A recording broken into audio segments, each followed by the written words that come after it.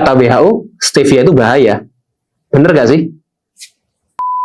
Bisa kamu lihat di sini, belakangan ini di tahun 2023, WHO mengeluarkan suatu statement atau artikel di website resminya yang menyarankan untuk menghindari pemanis non-gula atau bukan gula untuk mengontrol berat badan. Dan juga di The British Medical Journal tahun 2023, itu juga ada suatu studi yang judulnya adalah Non-Sugar Sweeteners, Helpful or Harmful. Sebelumnya, kamu perlu tahu dulu awal mula ditemukannya stevia. Jadi stevia ini sebetulnya adalah suatu tanaman asli yang berasal dari Amerika Selatan. Bahkan, sudah mulai dari 200 tahun yang lalu, ini digunakan sebagai pemanis alami oleh warga-warga di sekitar sana. Bukan pemanis buatan atau sintetis ya. Ini bisa dicampur di makanan, minuman, atau bahkan dikunyah langsung. Baru kemudian, mulai tahun 1970, stevia pertama kalinya dikomersilkan di Jepang sebagai pemanis alami pengganti gula. Kandungan zat alami yang bisa memberikan rasa manis ini namanya adalah steviol glycoside, yang ketika diekstrak rasanya bisa lebih manis meskipun kita berikan dengan volume yang kecil. Lalu, apa bedanya dengan gula biasa atau gula alami lainnya? Kan sama-sama alami. Bedanya terletak pada kandungan glycemic index dan jumlah net karbohidrat di dalamnya. Jadi saya mau jelaskan sedikit faktor-faktor apa saja sih yang meningkatkan lonjakan gula darah. Yang pertama tadi sudah saya sebutkan yang namanya adalah glycemic index. Artinya apa? Ini seberapa cepat suatu karbohidrat itu meningkatkan gula darah kita. Ada 3 skala. Yang pertama adalah low, rendah, itu kalau di bawah 55 nilainya. Sedang kalau antara 56 sampai 69 dan tinggi itu kalau lebih dari 70. Nah, sedangkan yang kedua, faktor yang kedua adalah net karbohidrat. Kenapa net karbohidrat? Ini karena karbohidrat itu isinya bukan cuma satu macam, tapi ada 3. Yang pertama adalah gula, starch, zat pati, dan juga fiber atau serat.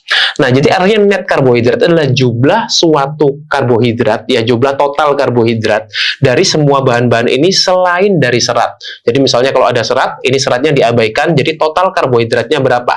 Yang isinya adalah gula dan zat pati. Nah, tadi saya kan ambil suatu contoh ya, gula pasir, gula alami lainnya atau madu, dan juga stevia. Sukrosa atau gula pasir itu glycemic indeksnya adalah 65. Artinya dia tergolong medium. Begitu juga dengan glycemic index dari madu. Dia tergolong medium karena 58. Sukrosa atau gula pasir itu net karbohidratnya selain fiber adalah 14 gram per 1 sendok makan. Sedangkan madu net karbohidratnya per 1 sendok makan adalah 17 gram. Kita compare dengan stevia yang glycemic indeksnya adalah 0. Dan net karbohidratnya juga 0 gram. Nah, itulah bedanya kenapa ya stevia ini seringkali digunakan ya di studi-studi. Dia punya banyak sekali manfaat untuk kesehatan metabolik, terutama untuk orang-orang yang punya masalah diabetes. Ini bisa sangat membantu. Untuk orang-orang yang punya masalah kardiovaskuler, penyakit jantung dan pembuluh darah. Untuk orang-orang yang dengan kondisi obesitas, hipertensi, dan bahkan untuk mencegah kanker yang studinya bisa kamu cek di sini. Nah, bisa kamu lihat ya.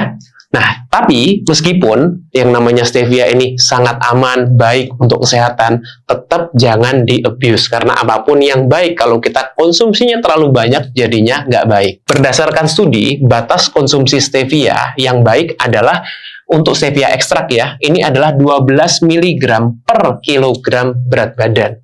Jadi contoh, buat kamu yang beratnya 70 kilo, batas konsumsinya adalah 12 dikali 70, yaitu adalah 840 mg steviol glycoside. Itu. Jadi buat kamu yang butuh stevia asli sebagai pemanis alami 0 kalori untuk bantu kontrol lonjakan gula darah, kamu bisa pilih Deto Green Stevia. Karena ini sudah dijamin alami dan juga sudah teruji BPOM. Tapi ingat, kalau sudah ganti gula pakai stevia, tetap jaga pola makan secara keseluruhan, karena masih banyak gula tersembunyi yang bisa meningkatkan lonjakan gula darahmu, meskipun itu rasanya nggak manis.